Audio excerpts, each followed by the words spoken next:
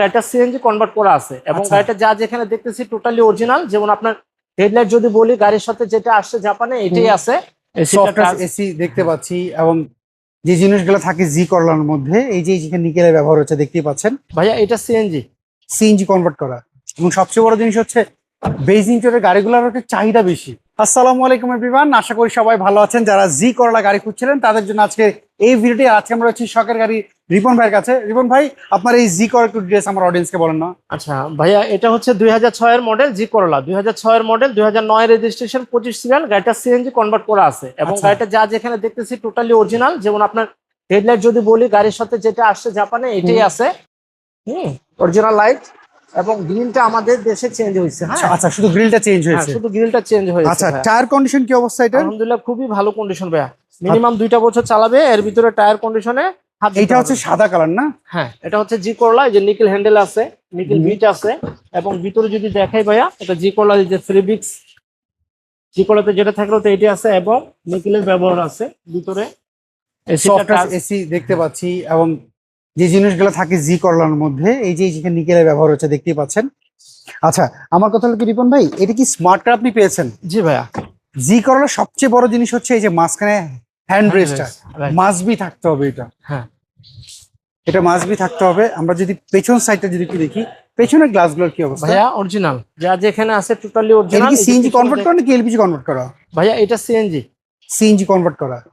একটু সবচেয়ে বড় জিনিস আমি এই জিনিসটা একটু দেখি। ওকে ভাইয়া, এই যে এইটা দেখি, এই যে ভিতর সাইডটা, এই সাইড অরিজিনাল কালারই আছে এবং জাপানের যে স্টিকারটা সেই স্টিকারটা এখনো আছে কোথাও। এই যে স্টিকারটা ভাইয়া, আচ্ছা নষ্ট হয় নাই, এই অরিজিনাল রংটা রয়েছে। হ্যাঁ। আচ্ছা, আমরা যদি এই পাশটা একটু দেখি না, গেটের প্যাডগুলো দেখলে বোঝা যায় যে গাড়ি যিনি ব্যবহার করেছেন উনি কেমন ভাবে ব্যবহার করেছেন। এবং সবচেয়ে বড় জিনিস হচ্ছে বেজ ইঞ্চের গাড়িগুলোর একটা চাহিদা বেশি। রিপন ভাই, আপনার যখন এই গাড়িটা আপনার চেক আপ করে আপনারা নিয়েছেন, এখন আপনার এই গাড়িটা যদি কেউ চেক আপ করে নিতে চায়, অ্যানালাইজিং সেন্টার বল, টেকনিশিয়ান দেবে, মানুষ কষ্ট টাকা দিয়ে গাড়ি কিনে, তো চেক করতেই তো চাবে। অবশ্যই ভাইয়া, ওনারা টাকা দিয়ে জিনিস নেবে, ওনারা যদি স্যাটিসফাই না হয় তাহলে কেন নিবে? ওনারা যেভাবে স্যাটিসফাই ওইভাবে নিতে পারবে, যে কোনো জায়গায় চেক আপ করাতে পারবে।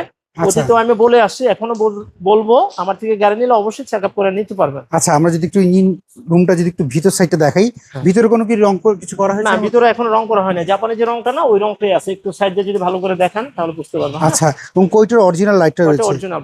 আচ্ছা, সো এটা বন্ধ করে, এটা মডেল জানি কত বললেন?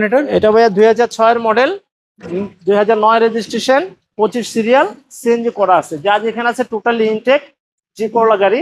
এটা প্রাইস কেমন চাচ্ছেন? এটা ভাইয়া আমাদের আজকের প্রাইস 13,80,000 টাকা। এটা কি ফিক্স না দামাদামি সুযোগ আছে? না, দামাদামির সুযোগ আছে। আচ্ছা, আপনার শোরুমের একটু অ্যাড্রেসটা। আমার হচ্ছে সেগুনবাগিচা 26/A/2 তুপখানা রোড, শখের গাড়ি। আমার অফিসের নাম সেগুনবাগিচা। আচ্ছা, স্ক্রিনে যে ফোন নাম্বার আছে, সেই নাম্বারে যোগাযোগ করলে দেবো। ওই নাম্বার যোগাযোগ করলে হবে। ওকে রিপন ভাই, ভালো থাকবেন, আবার কথা বলবো। আসসালামু আলাইকুম। সো এভরিওয়ান, এই ছিল আজকের ভিডিও। যদি এই গাড়ি আপনাদের পছন্দ হয়, শখের গাড়ি যে রিপন ভাই নাম্বার দেখতে পাচ্ছেন, এই নাম্বারে যোগাযোগ করবেন। সবাই ভালো থাকবেন, আবার দেখা হবে। আল্লাহ হাফেজ, আসসালামু আলাইকুম।